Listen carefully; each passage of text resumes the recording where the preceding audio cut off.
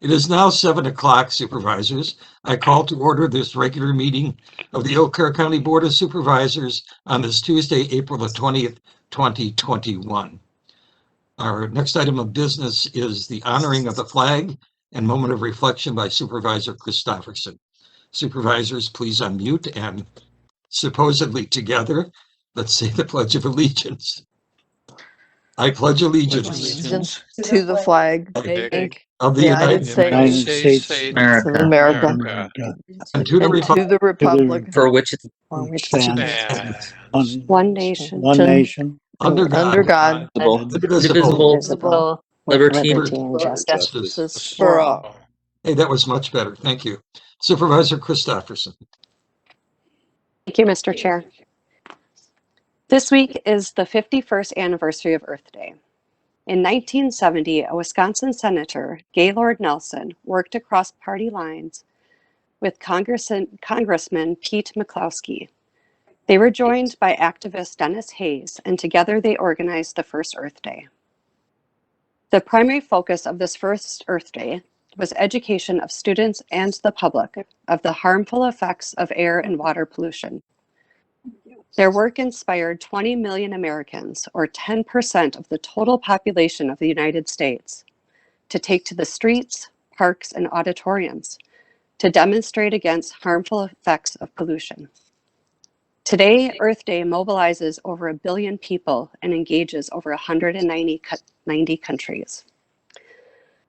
On April 16, 2019, this board passed a resolution to establish goals of 100% renewable energy and carbon neutrality by the year 2050. Many thanks to the departments that have started to set specific goals and put this resolution to action. Our work is not done yet. As the world begins to return to normal, we cannot go back to business as usual. We have the opportunity to set policy, make changes in our personal lives, and help the departments of Eau Claire County achieve this goal. I urge you not to see this as a sacrifice, but to see it as an opportunity to preserve our planet for the young people of today.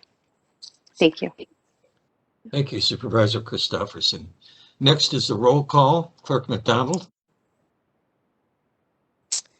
All right. Gibson, present, McKinney, Present. Knight, here. Pagonis, Here. Anton, Carl Anton, Zook,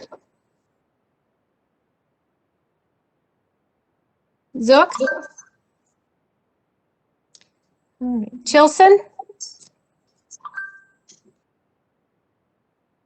Stelgis, here, Maury, here, Coffee,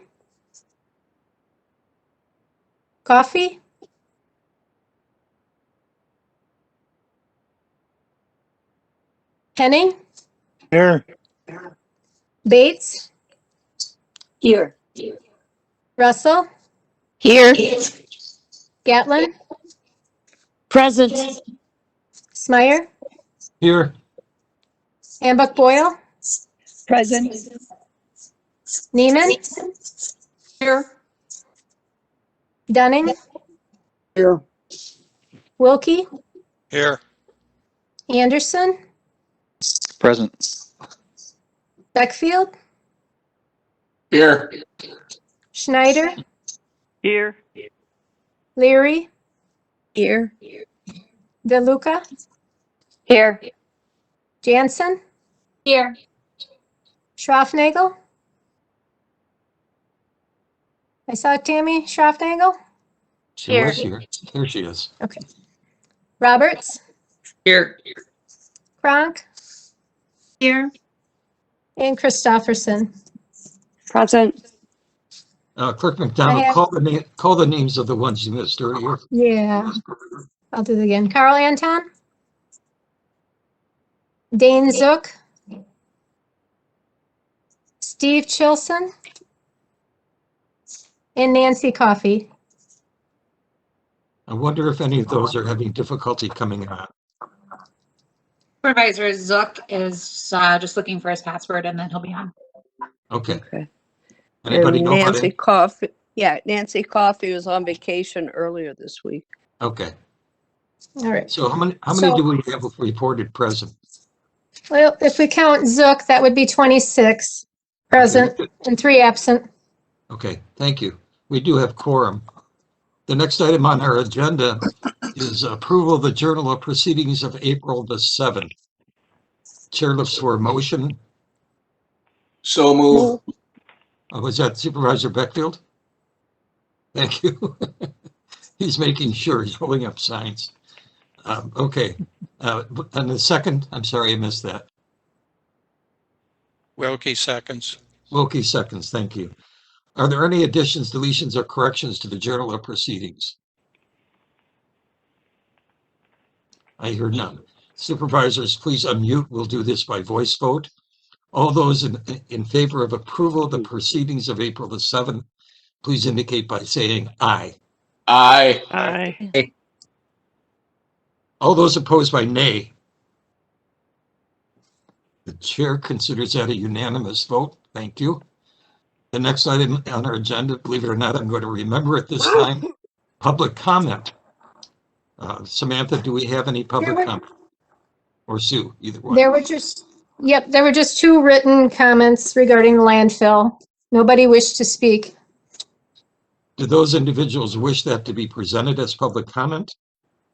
It didn't say that they did, no. Okay, will the board have access to that? Samantha, did you email those to the board members as well? Yep, I sure did. I emailed them around 5:30 today. Okay, thank you. Is there anyone online who wishes to present comment? Anyone online who wishes to present comment?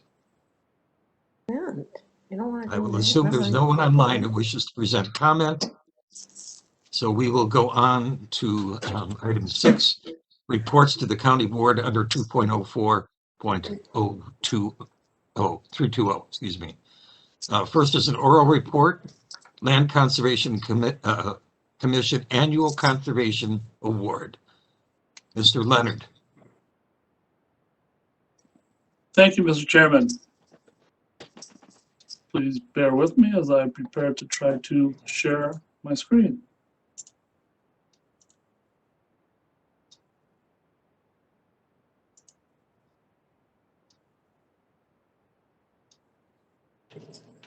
Good evening, everyone.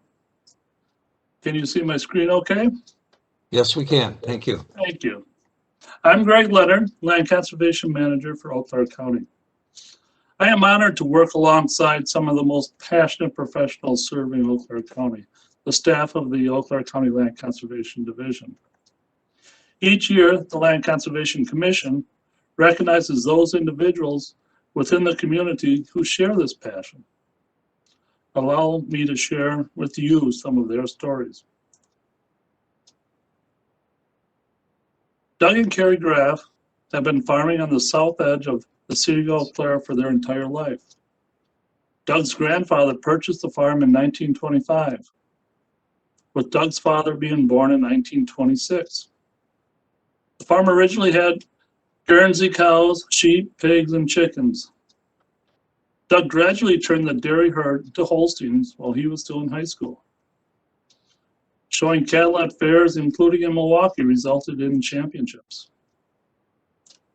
Both Doug and Carrie graduated from Memorial High School and were married several years later in 1980. In addition to raising livestock, they raised 3 sons on their farm.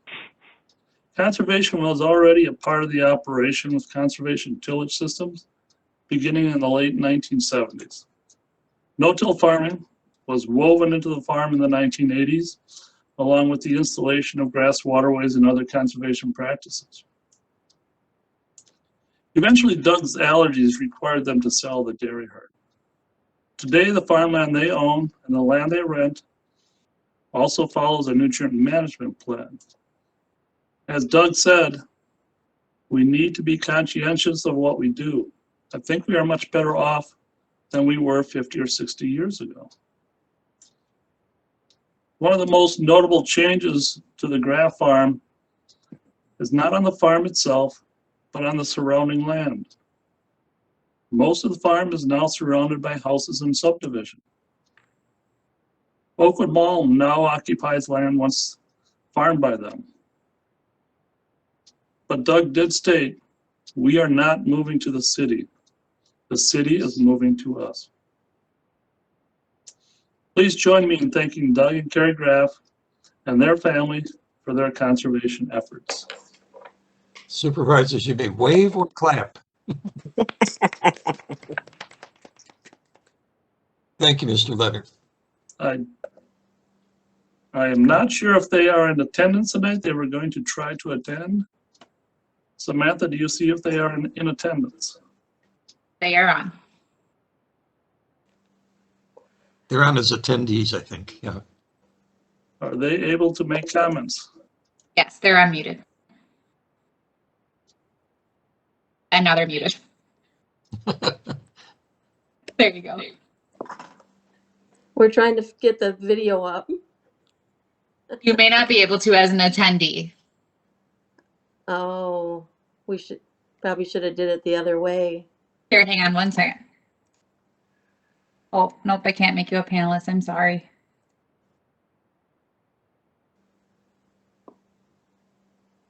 Well, we can hear your voice. That's some consolation. Well, Doug, you can say anything you want.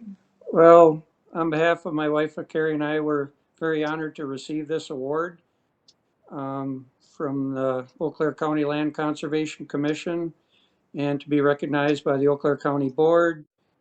I will have to say Greg Leonard and his partner in crime, Amanda Peters, are wonderful people to work with.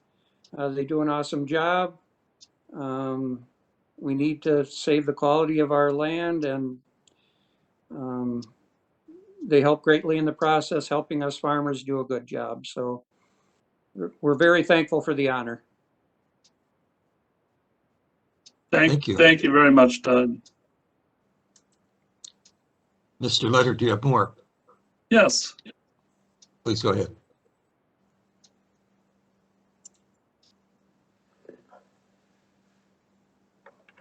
Mike Lee and Lori Betchel are being recognized for their efforts with the Water Quality Leadership Award. Lori is the president of Lake Eau Claire Association, also known as the Friends of Lake Eau Claire. Mike is the chairman of the Lake Eau Claire Protection and Rehabilitation District. Two distinct organizations dedicated to the protection of our local resources, but they work together so closely that many outsiders consider them as one organization. Over the years, these two organizations have changed Lake Eau Claire from what it was formerly known as, the Dead Sea, into one of the finest fishing holes in this part of the state. Tree drops and fish cribs have been installed, with over 500 structures and tree falls completed. An innovative aeration system helps reduce blue-green algae blooms, and sediment removal projects over the years have revitalized this local treasure. Many different fundraising activities occur throughout the year. It takes dedicated leadership to lead all these activities. It is true that both organizations focus their conservation efforts on Lake Eau Claire, but their energies do not stop at the shoreline. The members are active contributors to the larger Eau Claire River Watershed Coalition's efforts of conservation within the entire watershed basin. All the activities of these two organizations take leadership with a passion. Please join me in thanking both Lori and Mike for their passionate conservation leadership. Supervisors, wave or clap as you wish.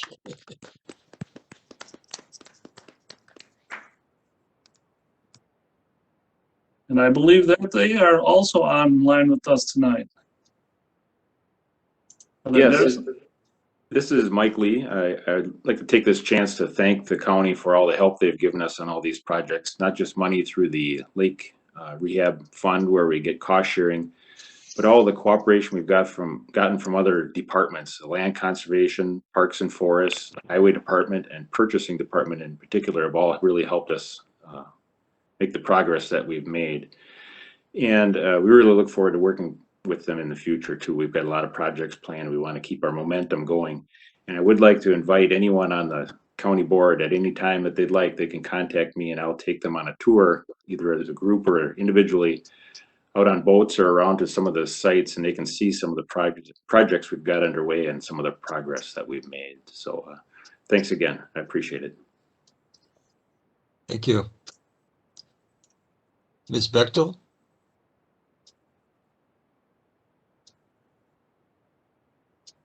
This is Carl Anton. I joined by the telephone. Welcome, Carol. Lori, are you present?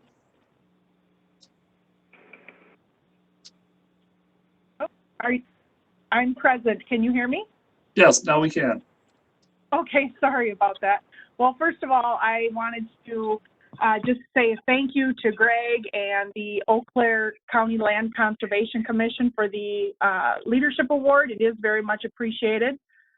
Second, I'd like to thank the Eau Claire County Board for the continuous support that you've shown to the Lake Eau Claire Association and the Rehabilitation District over the past number of years.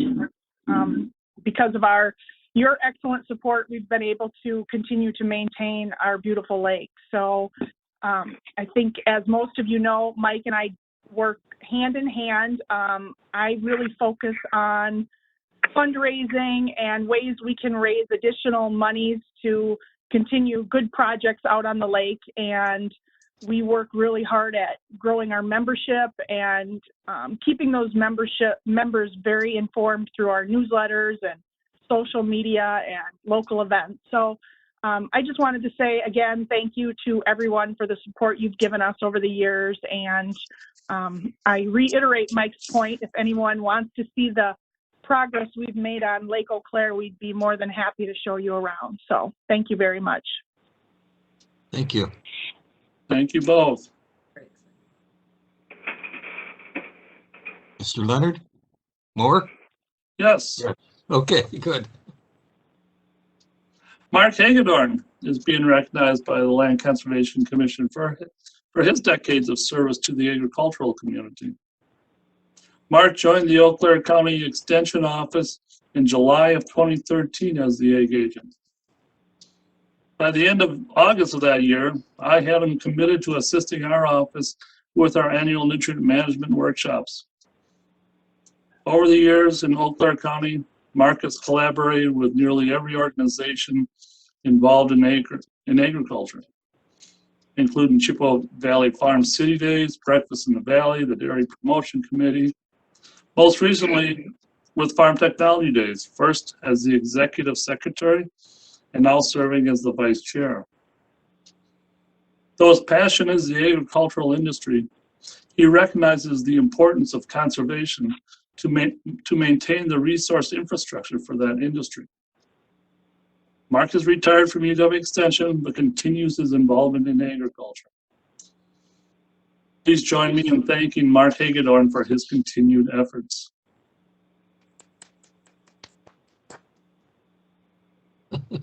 I see that Mark is online also.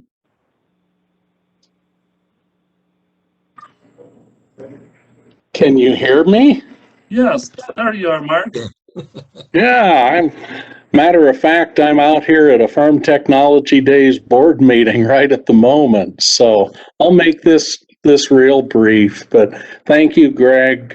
Really appreciated the opportunity to work with you and land conservation. Enjoyed my time in Eau Claire County, and I'm hoping I'm able to continue to give a little bit as I'm vice chair with Farm Technology Days. I'll be a little self-serving here and maybe switch lanes just a little bit there. FTD is coming along well, had some challenges, but it's set and got the green light to go in July of this year. So we'll keep you all in touch on what's going on there. Land conservation is going to have a prominent role in the Progress Pavilion. We're going to have a rather shallow soil pit due to the sandy nature of the field in which we're in, but that has got some real positives for the event. And I'll make the formal invitation to the county board that provided nothing unforeseen transpires. We'd love to be able to take you all for a tour of the 80-acre tent city a day or two before the event commences in July. So I'll keep you all informed of how things are going. We'd love to take you all for a tram ride in the country. So with that, thank you very much, Greg. Thank you, County Board, and thank you, Eau Claire County. Thank you. And thank you, Mark.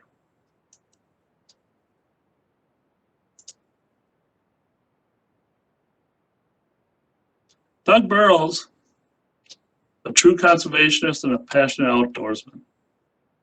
No one could deny that. Doug spent many of his 67 years with us sharing his passion. As a professional volunteer, he was involved in a multitude of organizations. Not only a member of the Eau Claire Run Gun Club, but Doug was also very active in the Chippewa Valley chapter of Pheasants Forever. Pheasants Forever is known as the Habitat Organization, which was a perfect fit for Doug. He believed protection of the land base was paramount to successful conservation efforts. The other side of the conservation coin for Doug was education, and he tirelessly supported these efforts as well. Doug's efforts have not gone unrecognized. He was the Wisconsin Pheasants Forever State Delegate of the Year in 2016, and the Wisconsin Conservation Congress's Conservationist of the Year for that same year. Doug was a member of the Land Stewardship Subcommittee of the LCC for Eau Claire County, serving from 2013 until his passing in January of 2020. Though Doug has passed, through his conservation passion efforts, will be forever seen within Eau Claire County and the Chippewa Valley. Doug's son Crichton has joined us here tonight, so please join me in welcoming Crichton Burrows.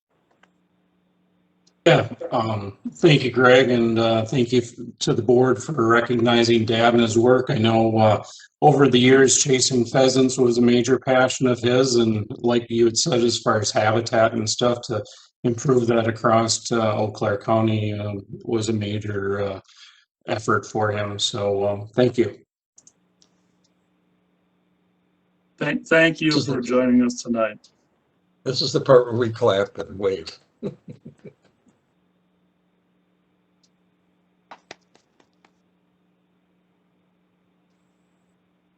Aldo Leopold stated, conservation is a state of harmony between men and land. I actually have that saying overlooking my shoulder, and it's been there the entire 34 years of my career. But this is true, but harmony also relies on the passion of our community members to soar. I am honored to have shared some of our community members' stories here tonight, and I would like to personally thank them for their efforts. It's through people such as this that our conservation message is conveyed. And a reminder, Soil and Water Stewardship Week is coming up April 25th through May 2nd. And as we are already reminded, Earth Day is coming up this Thursday. In closing, I would just like to also thank the Eau Claire County Land Conservation staff. I began the evening mentioning that I work alongside some of the most passionate professionals serving Eau Claire County, and here they are. I also want to wish Jenna Hazelton success. She's leaving our office to pursue a future career endeavors of her own. And I'd like to thank you all for your time tonight. Thank you, Mr. Leonard. The next item on our agenda is the Administrator's Report. Administrator Schaaf. Thank you. And Samantha, if you would allow me to share my screen, please.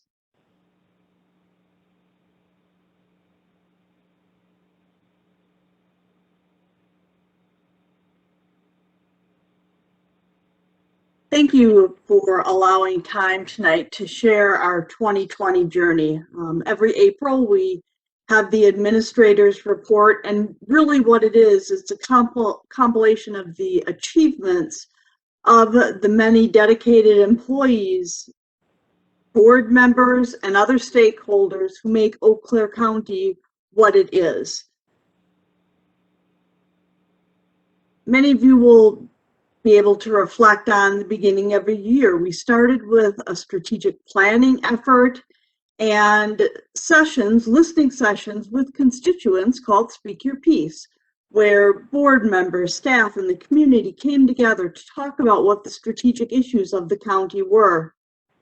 We came out of that with a strategic plan that the board adopted and that we began working on. And we're making some really good progress on when, as everyone knows, we were subject to some disruption, and it was major disruption. As I look back, the COVID pandemic created an environment where we were working with new levels of uncertainty from day to day, and it needed day-to-day response as we saw our operational needs changing from day to day. We'll talk a little bit tonight about what some of that response looked like and how the county worked through that and is still working through that. But what I'm also going to share with you is a success story of how the teams and our board and our community came through what was a historic year with success.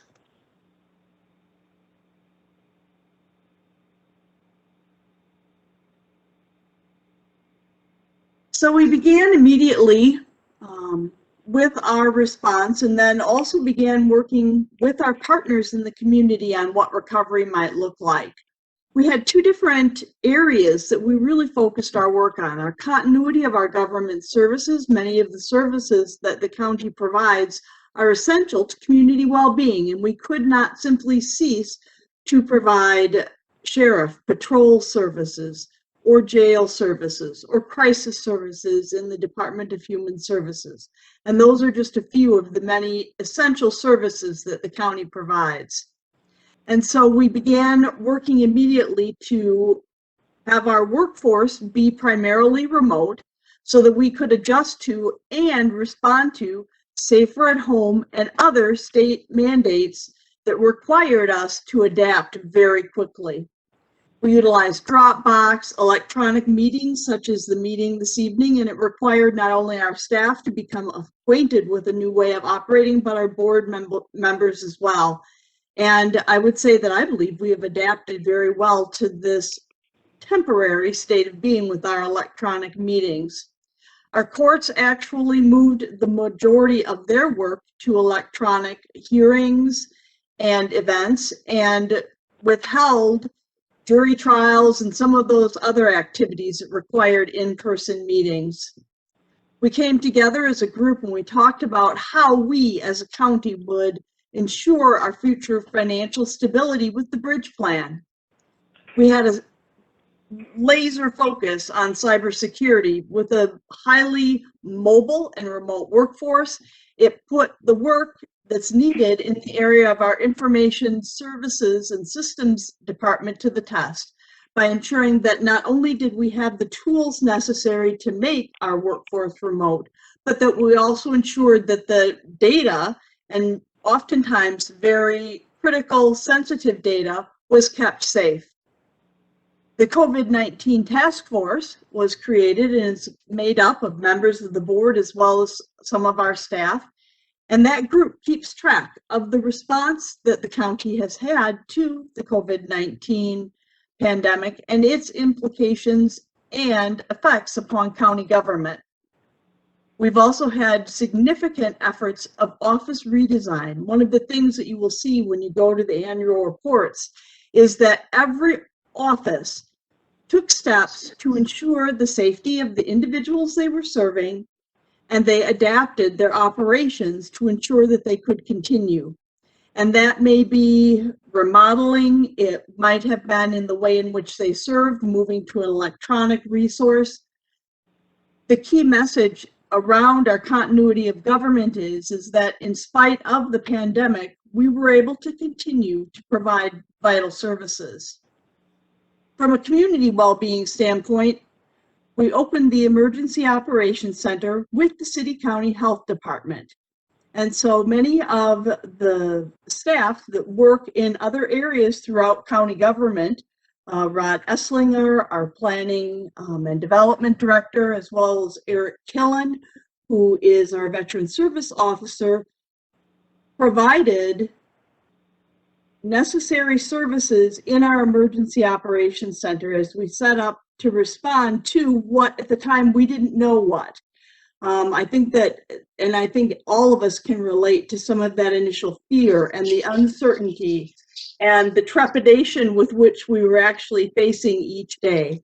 And so I have to really call out our emergency operations employees and all of our employees, because they kept coming to work, they kept showing up, and they kept delivering service in spite of the threats to their own well-being.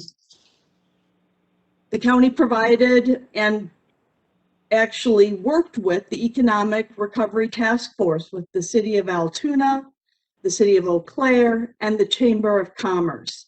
That Economic Recovery Task Force is still operating, and it provided a conduit with our business community to actually identify their needs during this time of COVID to ensure that they were able to keep those who were either their employees or in their businesses safe, while at the same time attending to some of the needs that they had as businesses.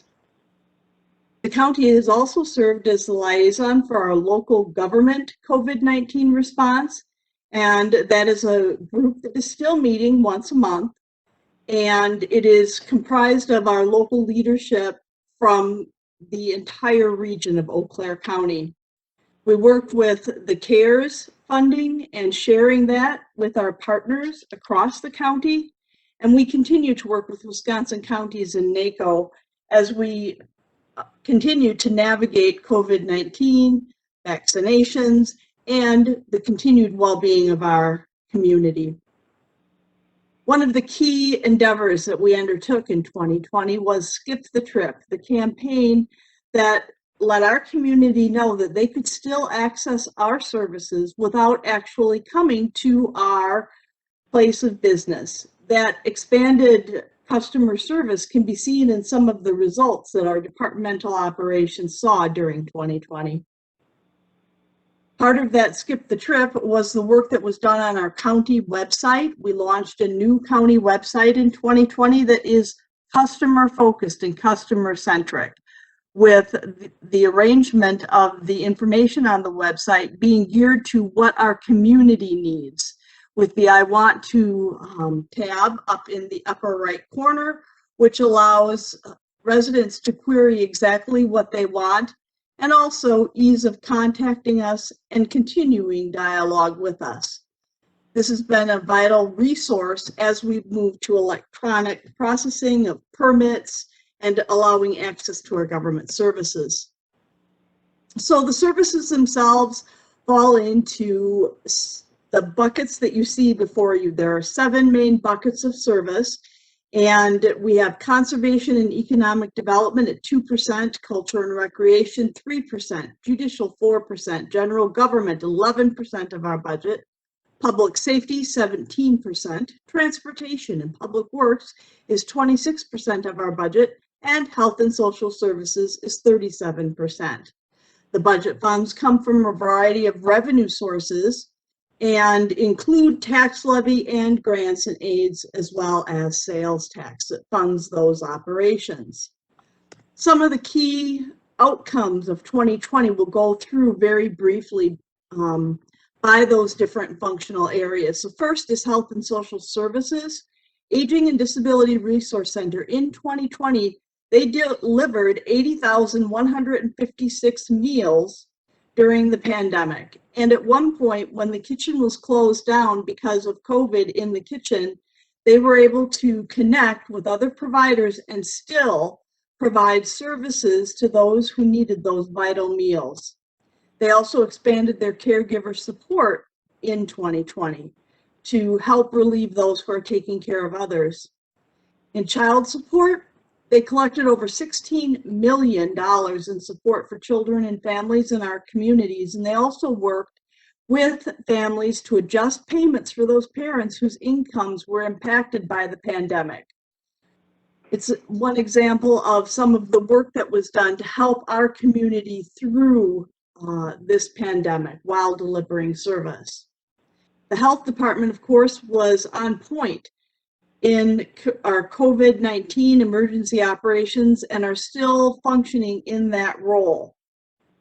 They also worked with suicide prevention, and a number of vital programs continued. The Nurse Family Partnership, the Women, Infant, and Children Programming, POUTS, which is actually inspections for sanitary waste and food inspections. So many of those critical supportive services continued in spite of the pandemic. In human services, we saw that an increase in economic support, likely in part because of the pandemic. 12,813 families were assisted in the area of economic support.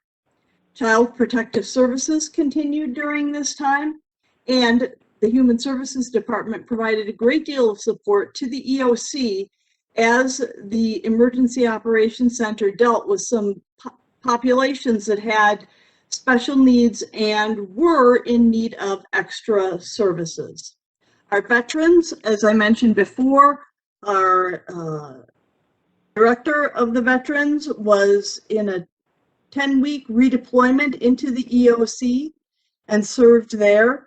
And the veterans refocused their engagement on social media during 2020 versus in-person meetings. In the area of transportation, we saw a 59% reduction in air travel. However, our hangars had 100% occupancy.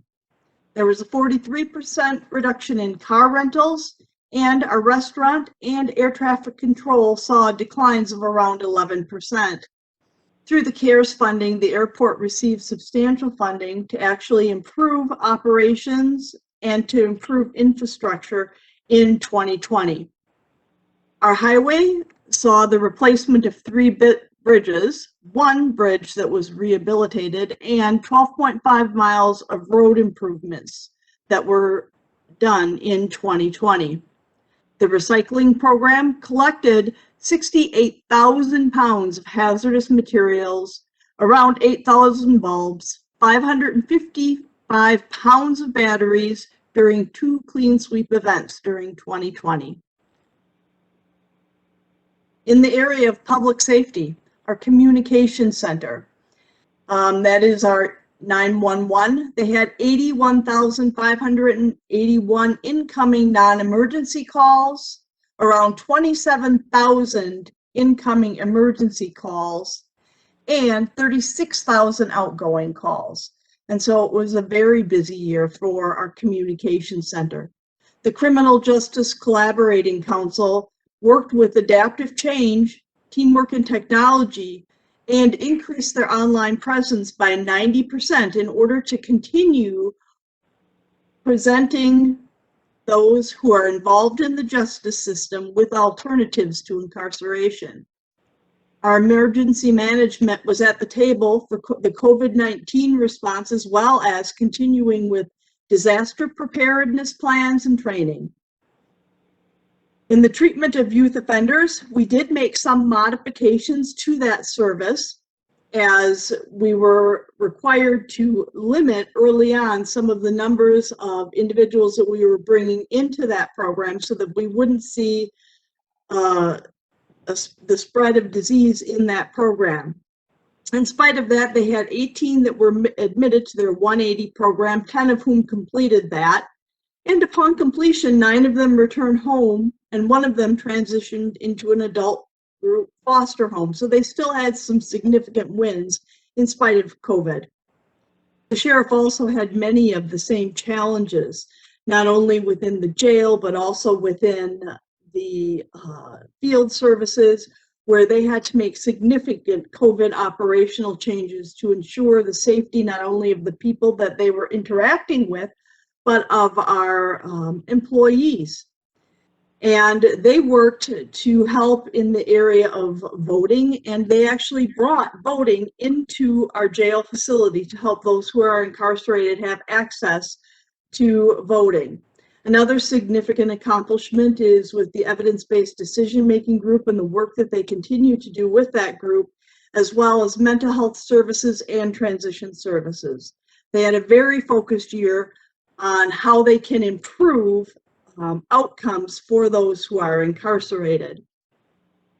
In our judicial branch, our circuit courts again had made significant adjustments in their operations for COVID-19, and we were just notified recently that the courts will once again resume to in-person operations.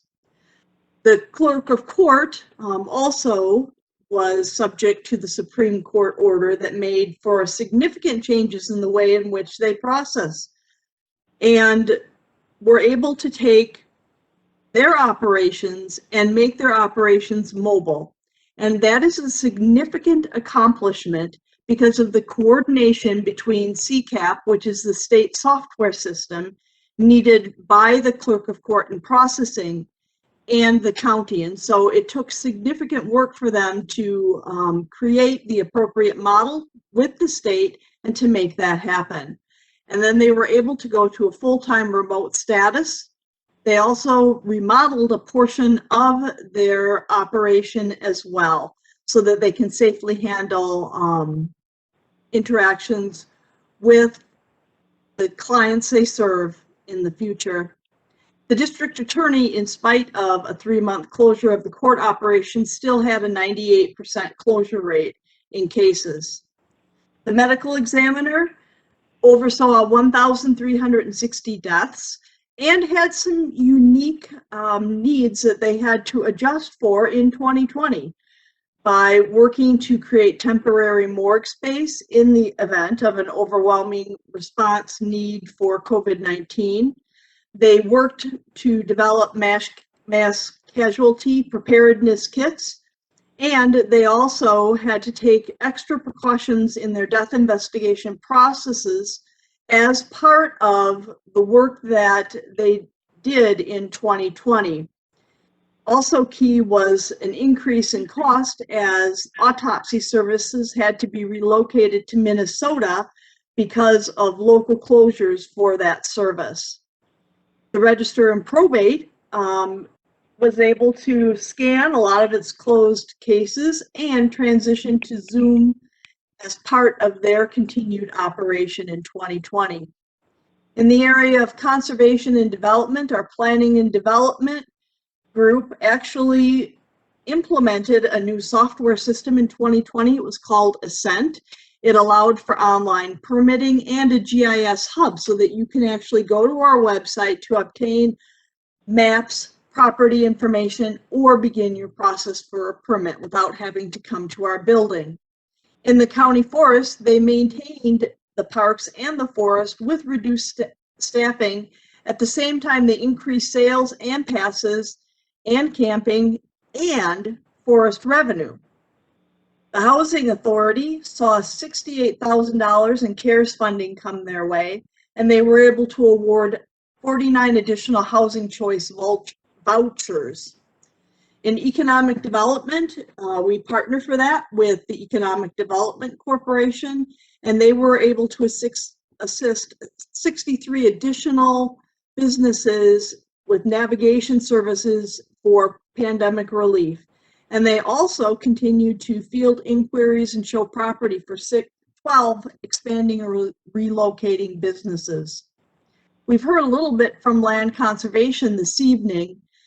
They offer an array of services from erosion control and stormwater planning and permitting to lake rehabilitation, groundwater protection, cost sharing for landowners, state ag and urban non-point pollution standards administration, the animal waste ordinance, nutrient management planning, farmland preservation compliance, wildlife damage program, the conservation tree sales, and land stewardship. In the area of culture and recreation, the county actually partners with Beaver Creek Reserve, the Friends of Beaver Creek Reserve. The county owns the property, and from that, there comes a Recreation and Science Nature Center that if you have not had opportunity to visit, I would encourage you to do so. That is a public-private partnership that the county puts money into that every year, and Beaver Creek Reserve also brings donations to the table to run that facility. Last year, they logged 2,600 volunteer hours.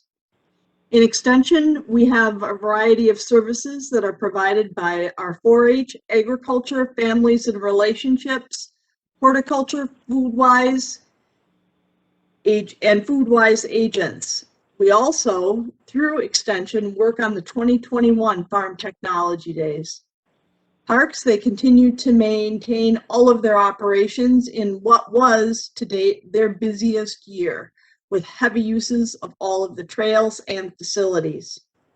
The county also provides funding for libraries, and we fund around $1 million to the county library system. There are 5 libraries in the county, in its communities, and they have a total circulation of around 995,000 items that are moving through that library system. And right now, the Library Planning Committee, chaired by Supervisor Pagonis, is working on a new agreement. So if you have questions about how our libraries work, Supervisor Pagonis would be a resource. In the area of general government, our administration has continued to see a decline in our workers' compensation plan, workers' compensation costs. We also worked on our PPE distribution. The bridge plan was key part of the work accomplished in 2020, and we saw a 30% increase in meetings over the prior year in 2020. The Corporation Council saw an increase in Chapter 51 placements, and they had 382 of those in 2020. They drafted a number of resolutions and ordinances as well as revising them, and that number was up over the prior year at 190. And they provided the legal resources to our Emergency Operations Center in helping us navigate the area of the ever-changing legal landscape as it was associated with COVID. As the state went through its changes with orders passed by the governor and then changed by other forces and the Supreme Court. And so that is still something that is in process and that our Corporation Council continues to respond to. In the area of human resources, our human resources team this year did a lot of work to help our employees navigate the 2020 year and the challenges that it brought.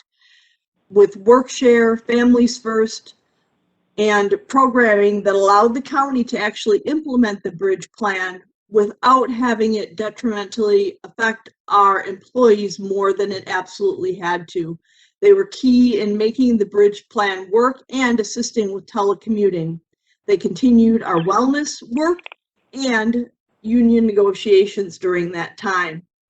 2020 was also a busy year for our finance team, with refunding of existing debt, working on the bridge plan and helping compile the necessary forecasts for our planning.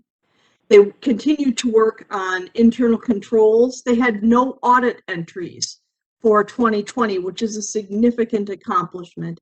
And they made significant improvements in our overall reporting sources and resources. And we'll talk about that a little bit more in a bit.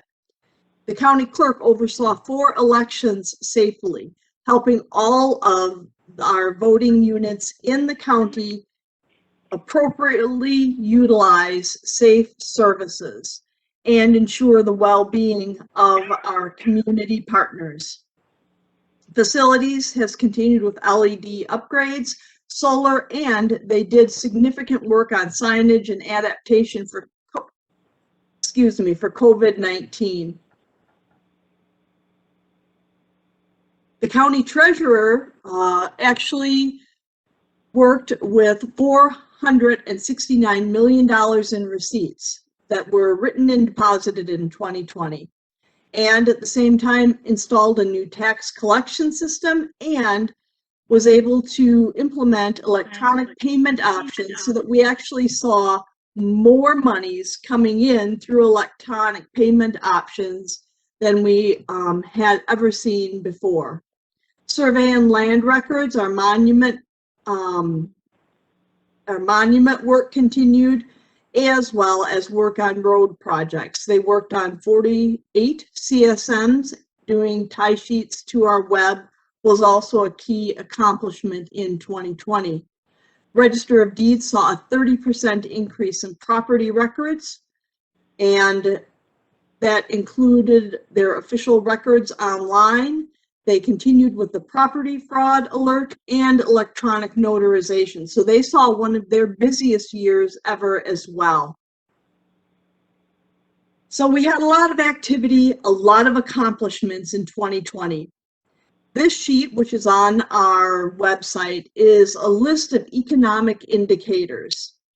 And there are a couple of them that are significant. And I think the real significant numbers here show that 2020 was not a year where we saw equal impacts from the COVID-19 pandemic. And there were many areas where we have seen significant increases, or with our valuations continuing to either rise or going up. All of this information is available on our website.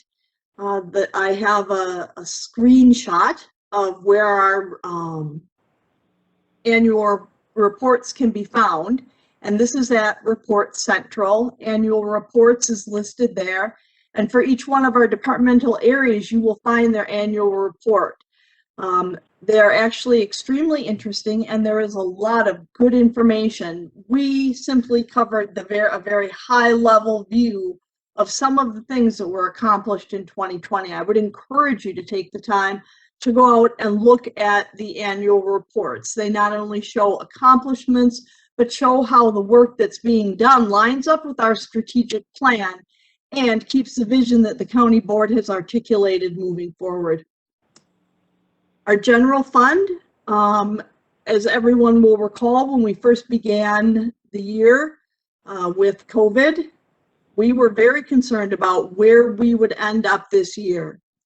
I am pleased to report that through much work, we have actually seen our general fund be in a better position at the end of this year than we would otherwise have expected, with around 2.4 million to the good. And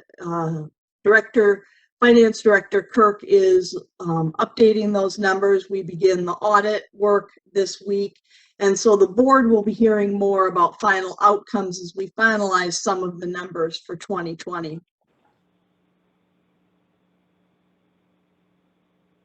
And just in winding up here, a couple of things that the board should be aware of. The 6th courtroom, that process has been approved by the city, and we will be going out to bid for that project in 2021. The broadband committee continues to meet. The Starlink program is having some of its final details actually finalized this week and will begin very shortly. And Supervisor Mowry and the broadband committee continue to look at all of the opportunity that lies ahead as we navigate the various funding sources from federal, state, government, stimulus money, grants, investing in that vital infrastructure. The county also began work in the area of sustainability with Rod Esslinger and his team bringing on that sustainability coordinator who will also work in the area of recycling. That will be beginning in 2021 as well. We also have a passenger rail commission that has been formed. It is a multi-county and municipality organization designed to create a framework for local governments to participate in the dialogue around passenger rail. That is being chaired by Supervisor Dunning. And we also have a highway building committee that is looking to build a new highway facility. Supervisor Henning was sharing that they begin some of their tours tomorrow to actually look at other facilities, and that work will continue. We also would normally have done the redistricting work in 2021. However, what we've heard from Wisconsin Counties Association is that there is a bill being drafted that will actually delay the actual redistricting process till 2022. And that is based on the ability for the county government to begin doing its work based on when we get our base data. And we will not have that till late in 2021, and therefore will not be able to accomplish redistricting this year. We would have the new maps then in place by 2024 for that 2024 election. And so for the 2022 election, we would run on the old maps. Term limits would not be extended, and elections would be held within the same cycle and within the current districts. That is what is being proposed at this point. We will wait and see what the state does as they move forward. And so we've had a lot of disruption. We have responded. We continue to respond with vaccine and putting together the plans to continue talking about stimulus dollars and how we distribute those as a county government. Thank you. Thank you, Administrator Schaaf. Are there any questions for Administrator Schaaf? I'm monitoring raised hands as well as trying to watch your hands. Administrator Schaaf, would you take your presentation down, please? Thank you. Chairman Smyer? Who is that? Chair Smyer, did you hear me? I did. Who is that? This is Supervisor Zook on Supervisor the phone. Zook. I've had an awful fight, but I'm in here, okay? Welcome. Are you just letting us know you're here, or did you have a question? Just trying to log in. Thank you. Well, we hear you. Thank you very much. I assume there are no questions for Administrator Schaaf. Next on our agenda are the written reports.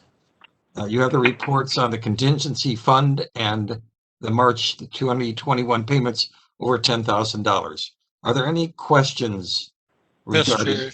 Mr. Chairman, Supervisor Wilkie. Yes, Thank you, Mr. Chairman. I just wanted to draw something to the attention again to my colleagues on the board. Last board meeting, I pointed out to you that the finance department has been working diligently trying to provide you with an improved report regarding the payments and expenditures that you have to, by ordinance, review monthly. They were challenging for you to review in terms of knowing what your taxpayers' dollars actually are going to. I hope you're finding that progressively that this report is becoming more transparent and able to read it in a fashion that you get an increased understanding of what payments were made of $10,000 or more. I will note that it's come to my awareness that there are some acronyms in there and abbreviations that some people may or may not know what they in fact mean.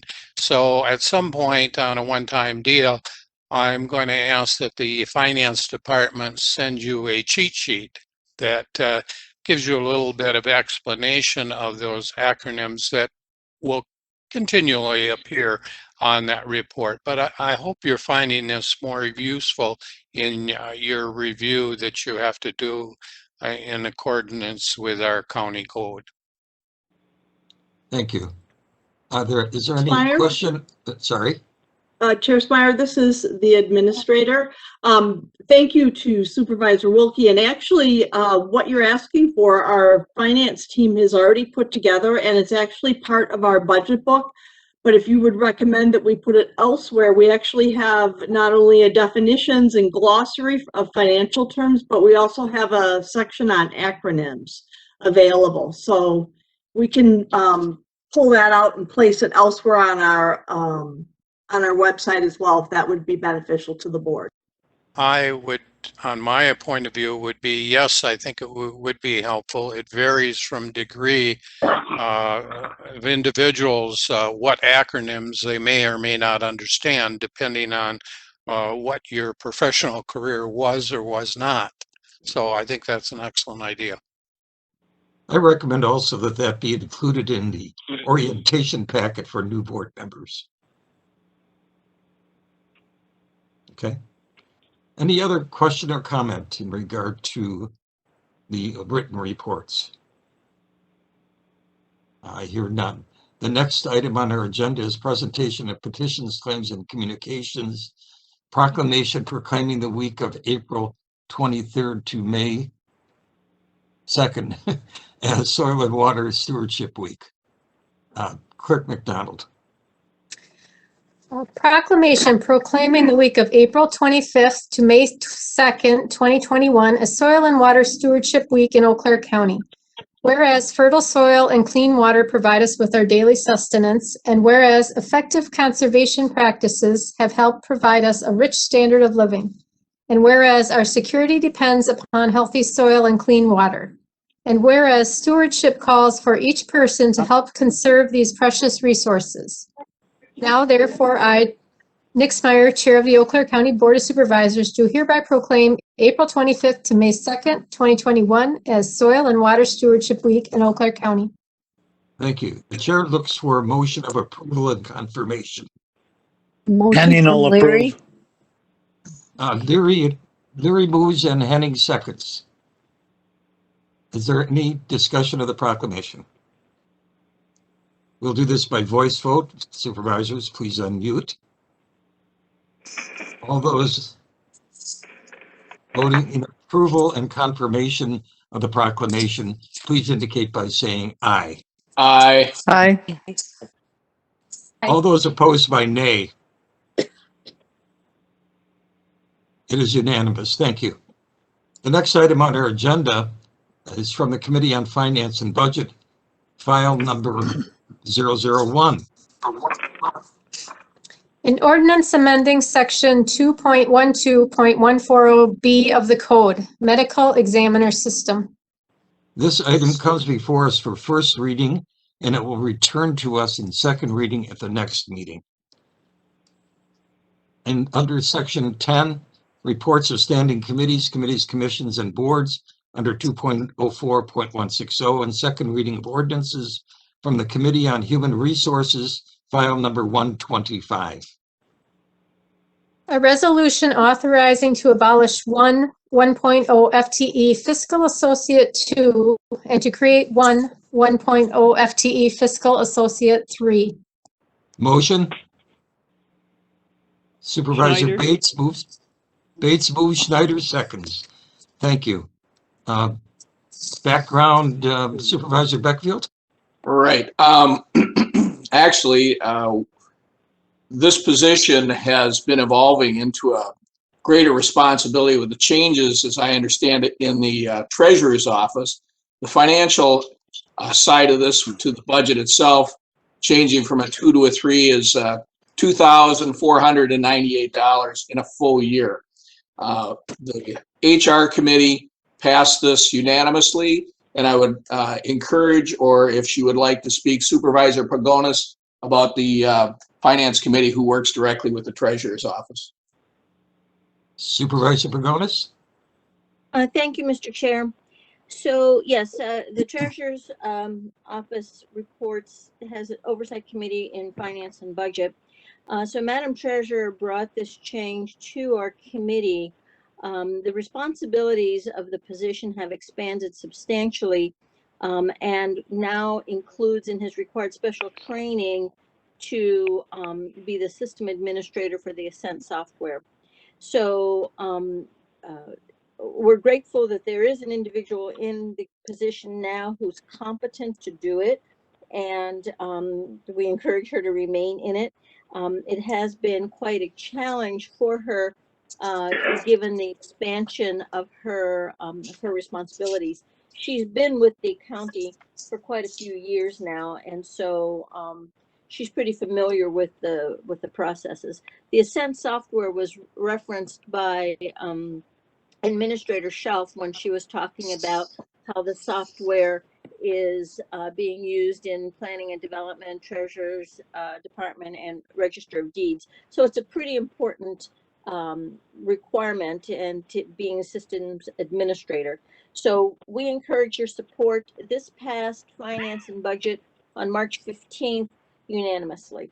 So thank you. I encourage your support. Thank you. Are there any questions or is there any further discussion regarding file number 1? I see no hands raised. I hear no voices. Supervisors, we will now vote on file number 1. All those in favor of file number 1, please indicate by saying aye. Aye. Aye. And all those opposed by nay. It is unanimous. Thank you. Chair Spire, Who is that, please? Tim Sullivan.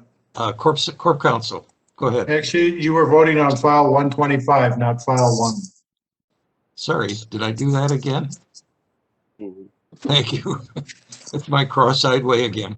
My apologies. I will assume that you knew that you were voting on that file, and we will accept that vote as unanimous. Thank you, Corp Counsel. Next, from Committee on Parks and Forests, file 128. I'll move. A resolution supporting the continuation of the Knowles Nelson Scout Stewardship Program. Motion. Schaffnagel moves. Schaffnagel moves. Gatlin second. Gatlin seconds.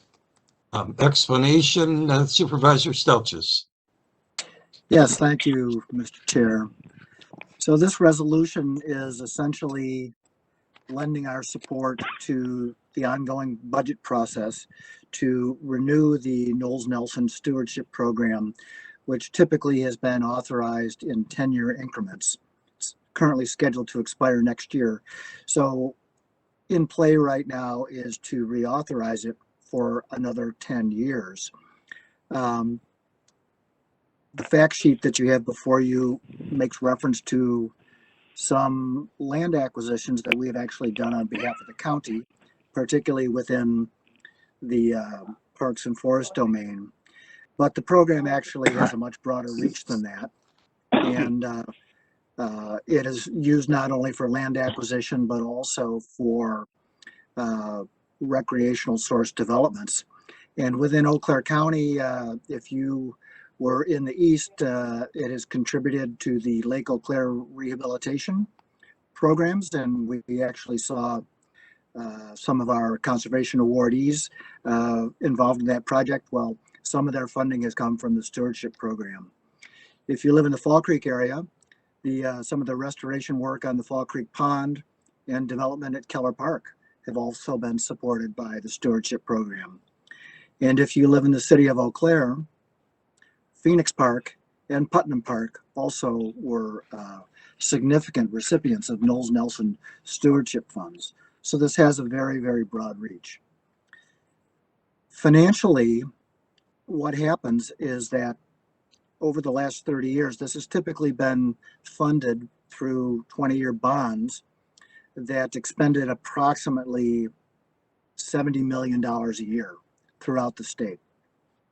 And up until about, that was sort of the status quo up until about 6 years ago. In the second Walker administration, there were concerns expressed about the total amount of debt that was being accumulated in these bonds. So the expenditure rates were cut by more than half. And for the last 6 years, the expenditure rate has been, instead of $70 million, it's been $33 million. Well, at the same time, our debt retirement has been somewhere in the order of 80 million. So we actually have been paying down the stewardship debt over the last 6 years. So this resolution does not mention a amount of funding. However, the governor's budget is proposing to resume back to $70 million per year. How it will end up is unknown. But we are lending our support to say we want the program to be renewed for another 10 years, and we want it to be fiscally responsible, but we're also strongly in support of the expenditures. And we'll leave it up to the legislature and the governor to determine that amount. But presently, the governor has proposed to resume $70 million, which is still less than our retirement payments are. So the overall debt would continue to shrink marginally over that period of time. So I ask for your support in this. Thank you. Any questions or discussion? I see no hands raised and I hear no voices. Supervisors, we will now vote on file 128, supporting continuation of the Knowles Nelson Stewardship Program.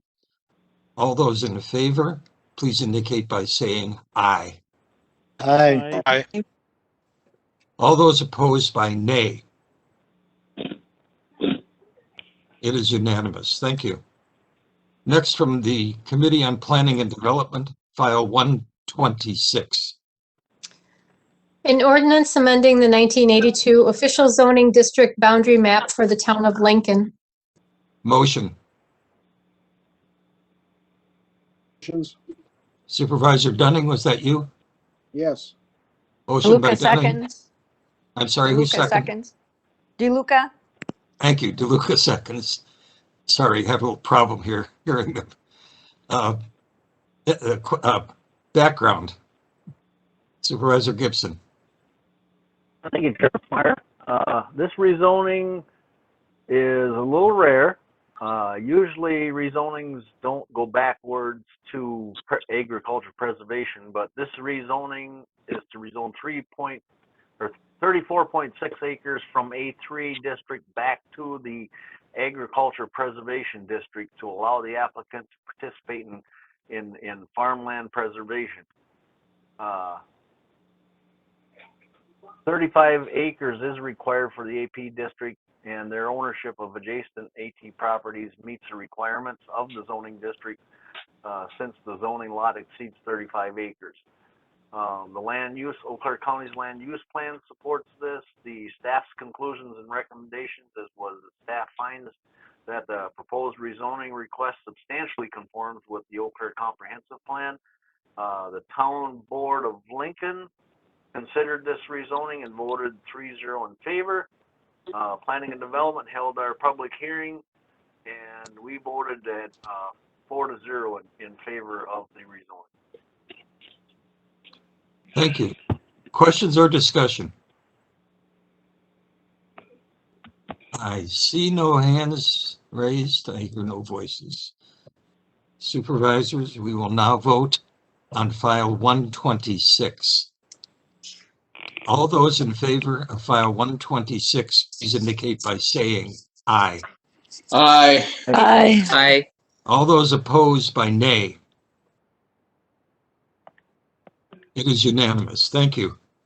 Next, from the Committee on Finance and Budget, file 003. A resolution authorizing carry forward of funds from 2020 budget into 2021 budget. Motion. Supervisor Bates. Second? Supervisor Wilkie. Well, Supervisor Humboldt-Boyle was in front of you there, Supervisor Wilkie. Explanation, Supervisor Pagonis. Thank you, Mr. Chair. Several years ago, the county implemented what's referred to as a carry forward policy. So that really refers to funds that have not been expended in one budget year and then would be carried forward to the next budget year. So that policy was implemented in 2018, and it's actually done a very good job to help us track.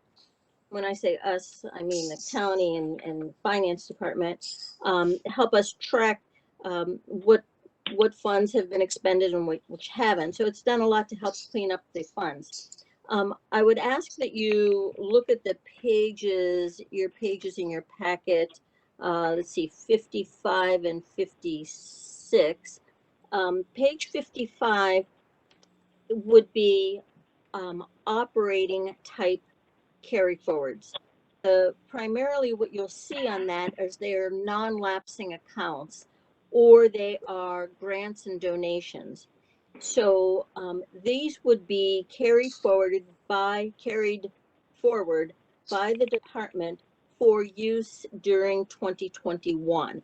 So they were originally allocated in 2020 and they're being carried forward. Moving on to page 56 is capital projects.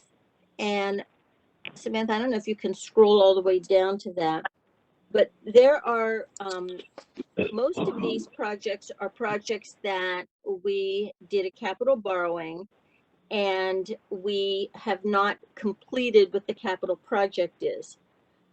Some of these, however, are projects that came in under originally anticipated.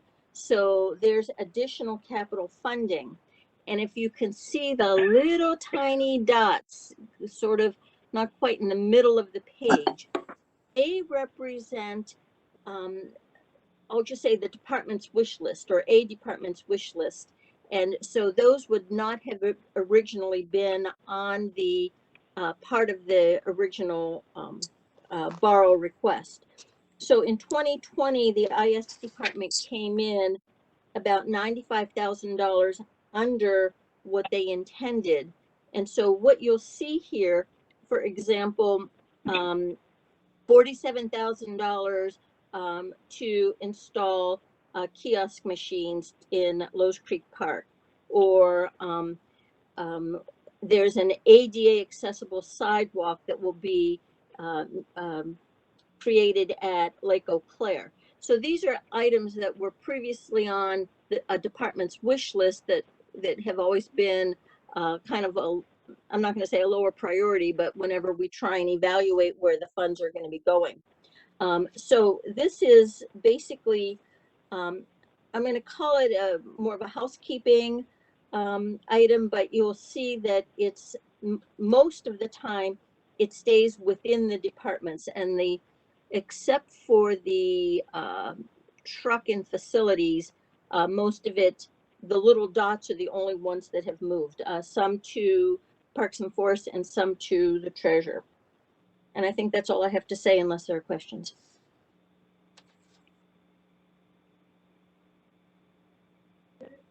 The print is very small. I apologize for that. We try to get a lot on a page.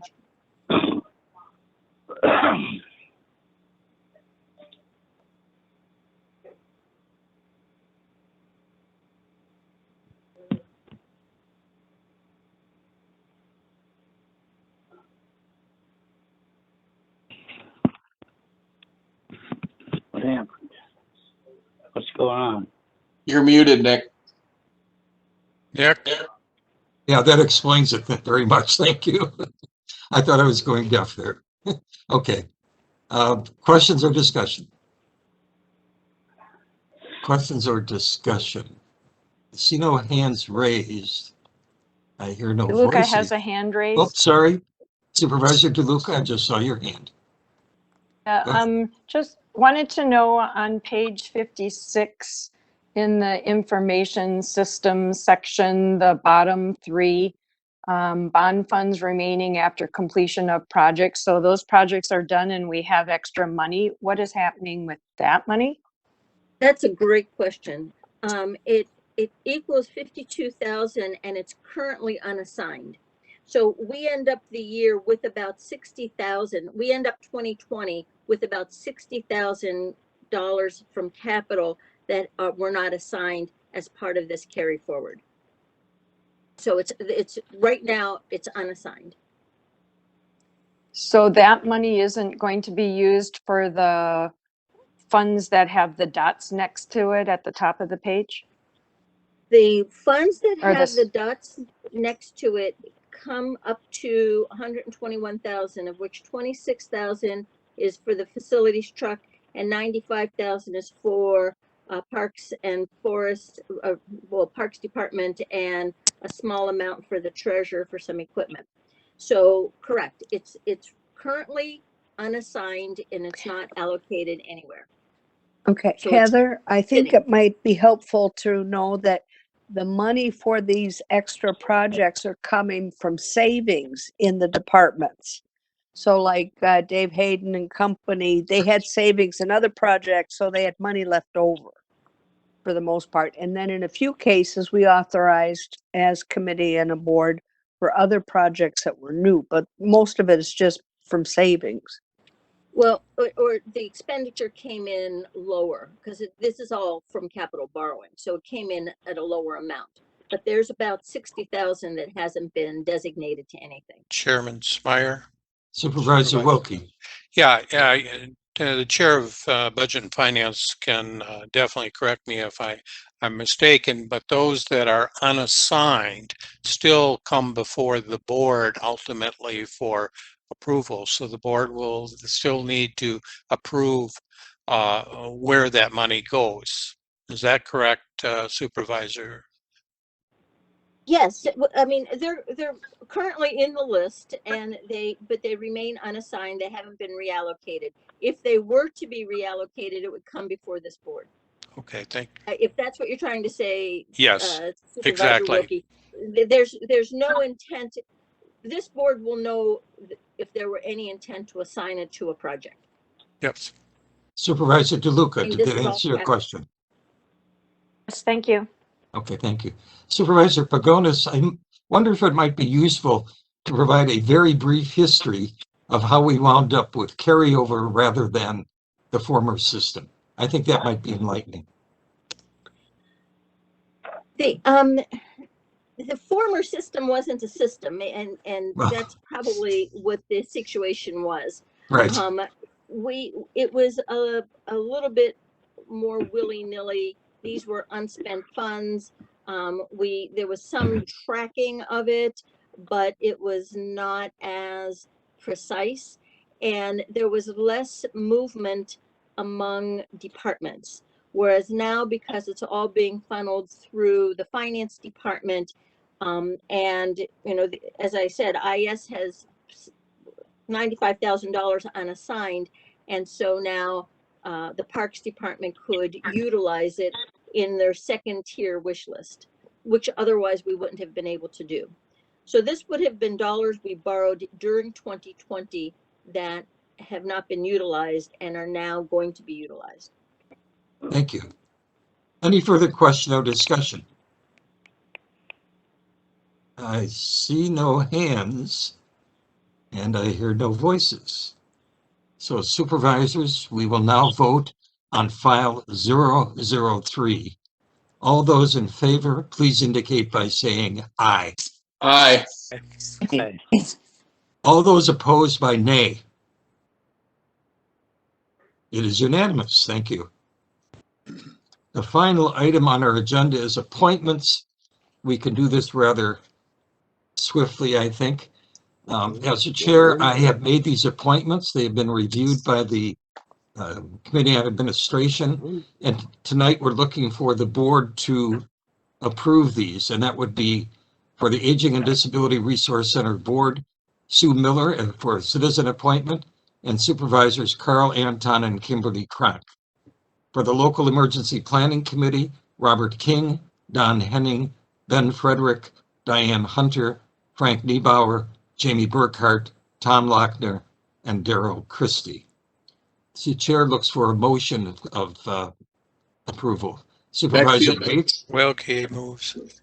Well, I caught Bates first and then Duckfield second.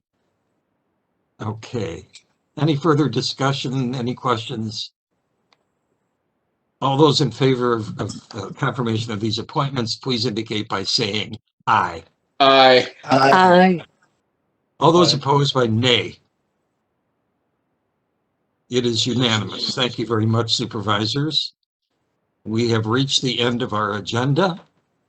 We are now adjourned. Thank you.